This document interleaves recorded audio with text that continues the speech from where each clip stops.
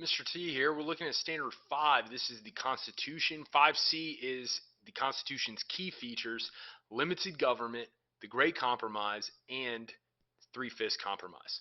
So first, the Constitution is written at the Constitutional Convention in 1787 by 55 state delegates with Washington presiding over it. So at first, the framers are like, okay, let's revise the Articles of Confederation, but soon they decided, you know what, we need a new government structure. So Constitution comes into play.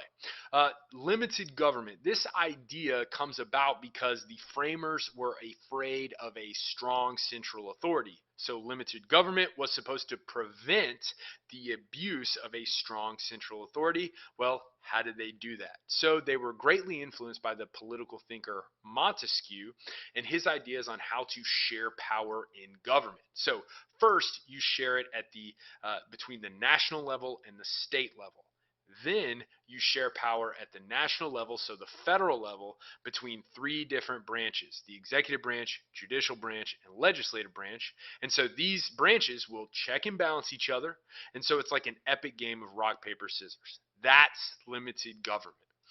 Next, the question of representation. So, how do they decide how many votes each state gets? So, how is voting power determined? This is where the Great Compromise comes into play. So first, the Virginia plan is presented. This says, hey, let's base the voting power on the population of the state. So votes are determined based on population. And the New Jersey plan's like, wait, we don't like that because their population's not huge. So the New Jersey plan's presented that says, you know what, voting power is equal. Doesn't matter about population. We all get the same amount of votes. So Great Compromise says, well, let's bring these plans together. So the Virginia plan, basing it on population. So you create the House of Representatives based on population. Then a second house is created, the Senate, where all states get the equal amount of votes. So this is a two-house legislature is created, and laws have to pass through both houses to then be moved on to the executive branch. That is the Great Compromise, using them both. Now the three-fifths compromise.